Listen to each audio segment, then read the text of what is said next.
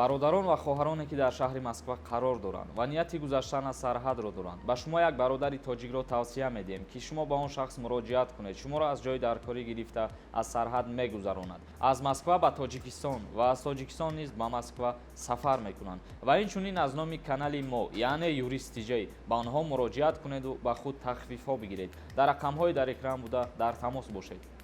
Ассалому алайкум ба ҳама тамошобинони барномаҳои Сорбон Сафаров канали Юрист Тиҷей. Видеои нав як хабари муҳим баҳри ҳамаи одамое ки нами видеоро тамошо кардесанд. Пешаи хабара расондан ба ҳамаи шуморо хотиррасон мекунем ки инами компанияеро ки мо реклама мекунем ай границаи Қазоқистон мегзарона ва ай Москва ба Тоҷикистон одам меёра.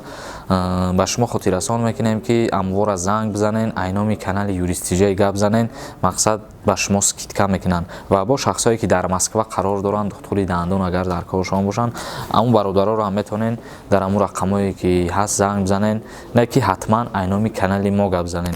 Бародароне ки дар Федератсияи Россия шаҳри Москва қарор доранд ва ба онҳо духтури дандон дар кор боша, агар дар инами рақамҳои дар экранда муроҷиат бикунен, ай номи канали Юрист Тиҷей гап занен, ба шумо тахфиф мекунанд, яъне бо нархи арзон дандонотона табобат мекунанд. У бародарои тоҷиканд, дар шаҳри Москва стоматология кушодагиам, ба ҳамин хотир метавонед ҳама каса ба амво муроҷиат кунед, дандон мекунанд, дандон сафед мекунанд, протез мемонанд ва дигар корора мекунанд. Дар паноҳи худо бошед ҳама каса.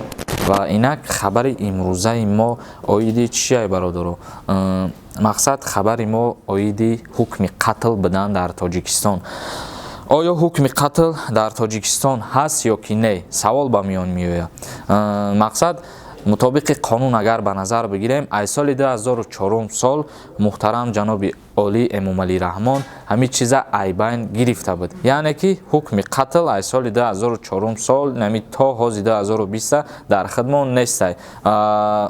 Не ки ба дариҷа прокурори генералӣ, яъне ки прокуроре ки нав таъин шидак, пештар прокурор будак Раҳмон Юсуф, яъне ки ваколати прокурориш буд шидак соли 2020 бо айнав ваколати прокурор буданаш 5 соли дигар продлит шид. Бигем ки боз аз сари нав Раҳмон Юсуф прокурори генералии ҷумҳурии Тоҷикистон эълон шуд ва таъин шуд. Ба ҳамин хотир прокурори генералии ҷумҳурии Тоҷикистон Раҳмон Юсуф қонун ва фармон пешниҳод кардагиай, мақсад оиди ҳукми қатл. ҳозир мехонем гӯш кунед. ҳукми қатл бояд нисбати шахсоне истифода шавад ки ҷиноятҳои махсусан вазмин ва бераҳмона содир карданд, аз қобили дидаву дониста куштани якчанд кас бо бераҳмӣ, махсус террористон, хоинони миллат ва касоне ки табаддулоти давлатӣ кӯшиш карданд. Юсуф Раҳмон боз аз ҷонибдориаш аз ҳукми қатл дар Тоҷикистон гуфт. Яъне ки чхале ки ба шумо фаҳмондем, шахсое ки ҷинояти вазнин содир мекунанд ё шахсое ки мақсад чандин одаморо кушторӣ мекунанд ё шахсое ки ба табаддулотҳои давлатӣ куш мешаванд, барои ҳамин шахсҳо ҳукми қатл таъин карда шавад.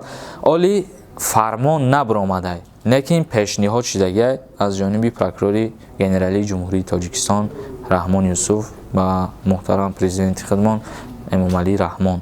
Инак бародаро видеоро мо ҷамъбаст мекунем ба ҳамин дар канали ма Юрист Тиҷей подписатсия кунед, видеои нав ба нава интизор бошед ва бародаро боз дар бораи ҳамин як вирусе ки ихтиёр омадагиа бисёриҳо савол метиҳанд ки чӣ ба ту видео намекунӣ, ягон видео кун. Ман ягон маълумот надорам рости гап дар ин бора, барое ки савол метиҳанд дар Тоҷикистон омаде наомаде.